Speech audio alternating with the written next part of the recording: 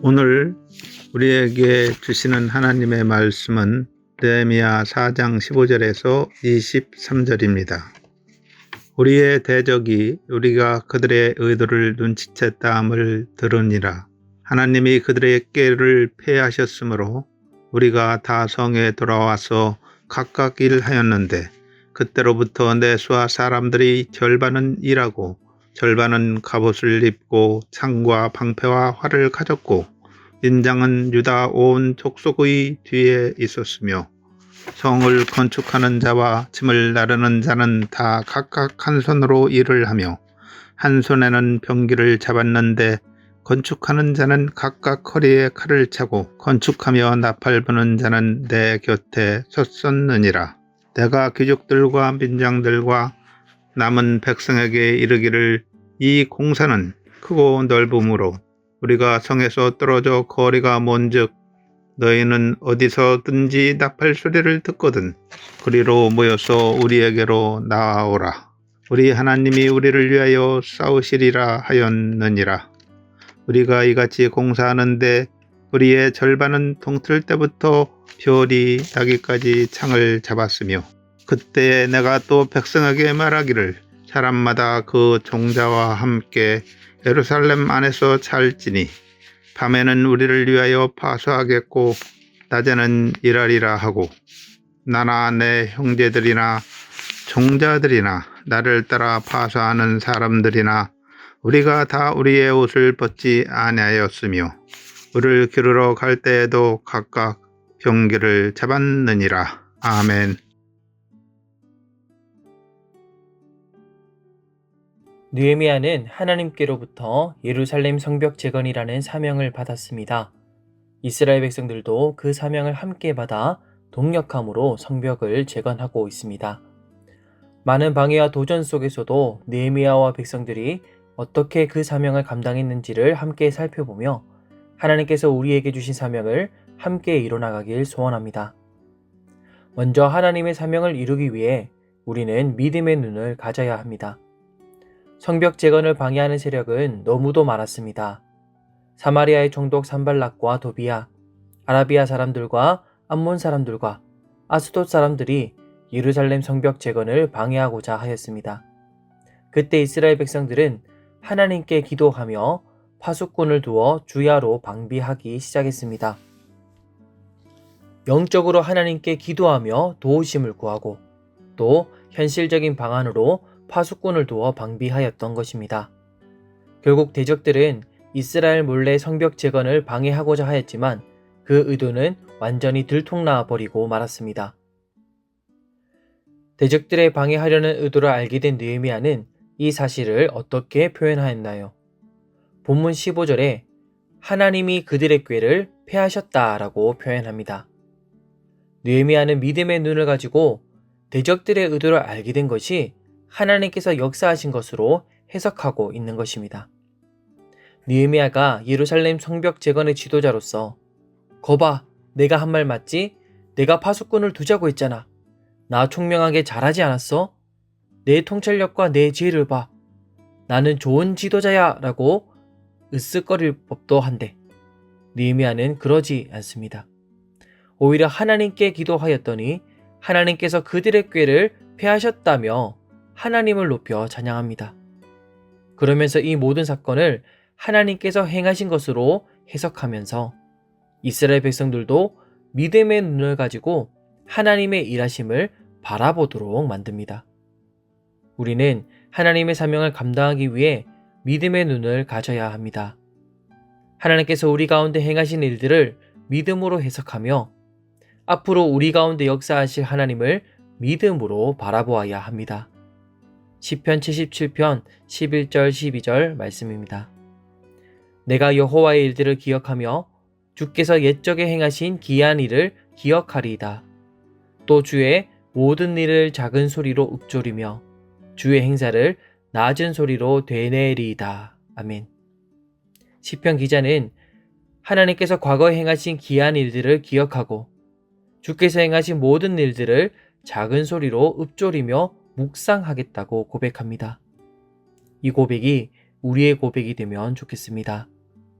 하나님께서 지금까지 내 삶 가운데 행하신 기이한 일들을 믿음의 눈으로 해석하고 묵상하며 앞으로도 우리 삶을 인도하시고 역사하실 하나님을 믿음의 눈으로 바라보며 살아가면 좋겠습니다. 그러할 때 하나님께서 우리가 하나님의 사명을 이루지 못하도록 대적하는 모든 세력의 꾀를 패하시며 우리를 통해 하나님의 주권적인 일하심을 더욱 드러내 주실 것입니다. 우리의 과거도 현재도 미래도 믿음의 눈으로 바라보며 하나님의 사명을 이뤄가는 저와 여러분 되시길 예수님의 이름으로 축원합니다. 둘째로 우리는 하나님의 사명을 이루기 위해 함께 순종해야 합니다. 느헤미야는 백성들을 두 그룹으로 나눠 일부는 일하고 일부는 방어에 힘쓰게 합니다. 또한 일을 하는 사람들도 한 손에는 도구를, 다른 한 손에는 무기를 들고 있게 합니다. 서로 함께 협력하며 하나님의 사명을 이뤄나가는 모습입니다. 사도 바울은 교회를 그리스도의 몸이라고 부르며 각 지체가 서로 협력해야 한다고 강조했습니다. 우리는 그리스도의 몸입니다. 머리이신 예수 그리스도 아래 하나됨을 이루어 함께 주의 몸된 교회를 세워나가야 합니다. 문제는 함께 하나 되기가 참 쉽지 않다는 것입니다. 자기 중심적인 생각, 타인에 대한 비판적 사고, 성향과 상황의 다름에서 오는 갈등, 책임 회피와 이기심, 우리는 다양한 이유로 함께 사역을 감당하거나 하나 되기를 힘들어 합니다. 느헤미야와 백성들도 마찬가지였을 것입니다. 그렇다면 느헤미야와 백성들은 어떻게 이 성벽재건의 사명을 함께 감당할 수 있었나요? 이들은 공동체에 주신 사명을 나에게 주신 사명으로 받아 자신의 자리에서 최선을 다해 섬겼습니다. 어떤 이들은 경계를 서고 어떤 이들은 성벽을 건축하고 또 어떤 이들은 짐을 나르며 자신에게 맡겨진 일을 묵묵히 감당하였습니다. 느헤미야 3장 5절에는 드고아 사람들은 중수하였으나 드고아 귀족들은 그 역할을 함께 하지 않았던 것으로 보입니다. 내가 이런 일까지 해야 해 하는 특권의식과 굳이 나 하나 하지 않아도 되겠지 하는 책임회피에서 비롯된 것으로 보입니다. 그런데 그때 느헤미야는 어떻게 하였나요?